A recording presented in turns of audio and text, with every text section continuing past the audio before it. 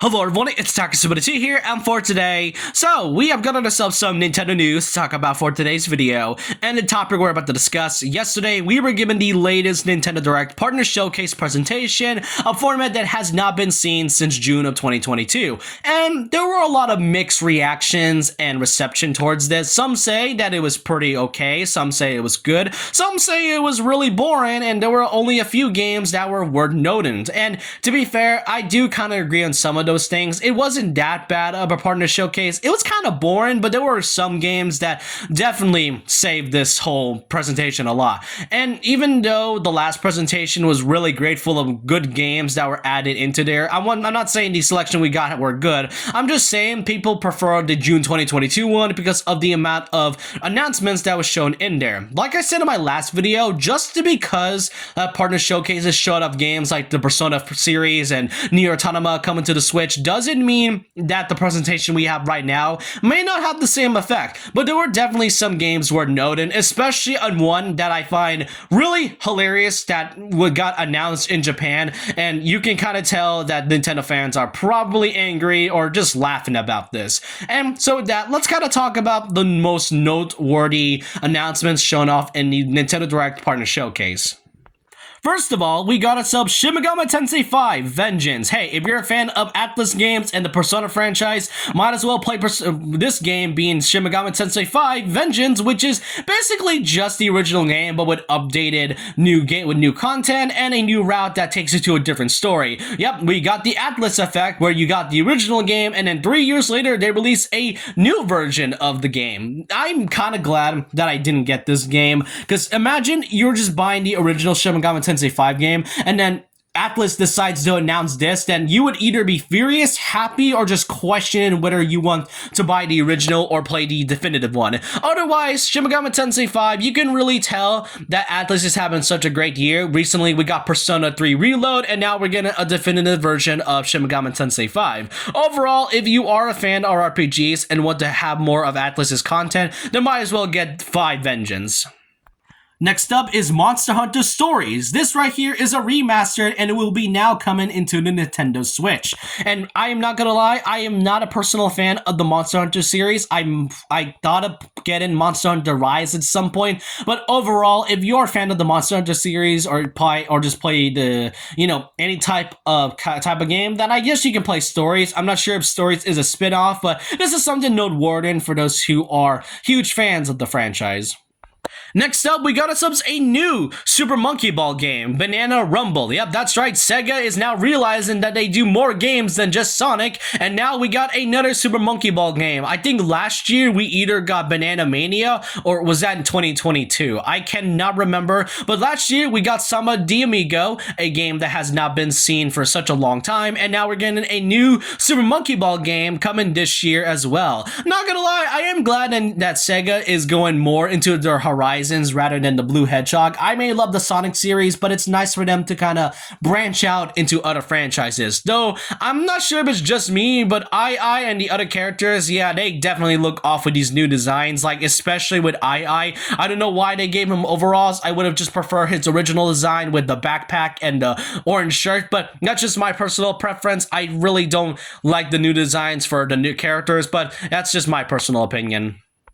If you're a fan of the Star Wars franchise, then look no further. We got ourselves Star Wars Battlefront Classic Collections, which feature 2 of the most well-known Star Wars Battlefront games. Now, I may not be much of a Star Wars fan. I only watched the first 6 movies, and I've only seen a bit of Mandalorian, along with playing the Lego games of Star Wars and played Knights of the Old Republic, but I'm not really that much fan of the Battlefront franchise. But hey, if you're that much of a Star Wars fanatic, then look no further than getting this. And we get to the 2 most notable ones, to which I personally find the most exciting in my opinion.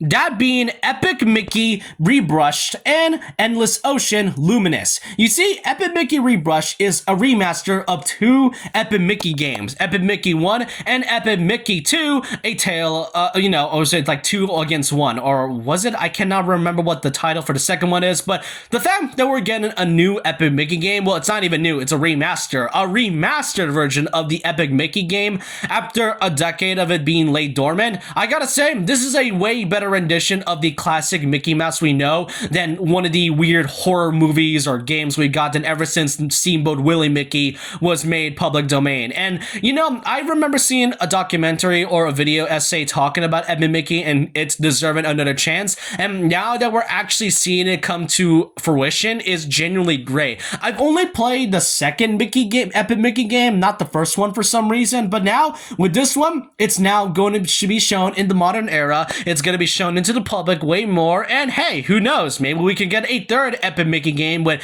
better story and at least some better gameplay. Because if I recall correctly, the second one, in my opinion, was kind of dull in terms of gameplay, in my opinion. And the other one that was shown at the very end of the Nintendo Direct was actually Endless Ocean Luminous. For those who don't know, Endless Ocean was a game that came out during the Wii era. And the last time that a new game of Endless Ocean was out was back in the Wii in 2012 with Endless Ocean Dive Discover Dream. So the fact that we're getting a new Endless Ocean game in 2024 is kind of intriguing. I didn't even know there was an Endless Ocean series. I didn't even know that many people love Endless Ocean. I personally am not a fan of other games other than Mario, or that was kind of like back in the 2010s. But now seeing this, you can really tell that Nintendo's trying to branch out more by reviving old IPs. They've been doing that for the past few years during the Switch's era, and it's really great to see Endless Ocean getting another new game after quite a long time.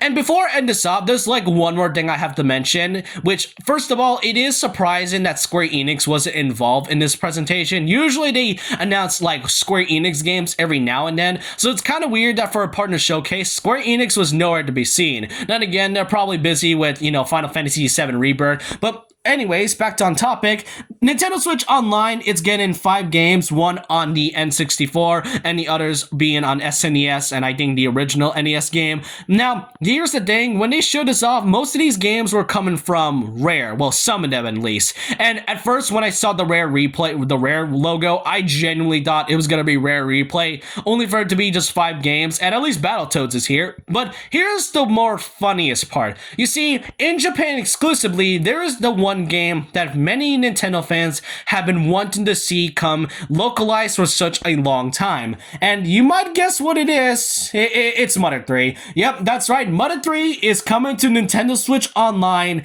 exclusively in Japan. That right there, I find really sad, but genuinely funny to see, because it really is to me that yeah, it's kind of at the point where Mother 3 is never, ever going to get localized outside Japan. And the reason why many have been wanting to see it outside Japan because, you know, they want to play Mother 3, but it's mostly because due to its controversy or its themes. I'm not too sure of it myself, but I've been seeing so many Mother fans and Nintendo fans wanted to see Mother 3 finally be free out of the localization, and the fact that it's only going to be in Japan of all things is both sad and funny at the same time. Overall, yeah, I think it's best to say that Mother 3 may not ever get to see this day of light at all outside of Japan, but overall, yeah, so I really said in the beginning that it's kind of a mixed bag. Either that it has some good choices, but overall without them, it's kind of just a boring slog in my opinion. Like I mentioned with the last one, just because the last presentation partner showcase was really good doesn't mean they might do the same effect again with this one.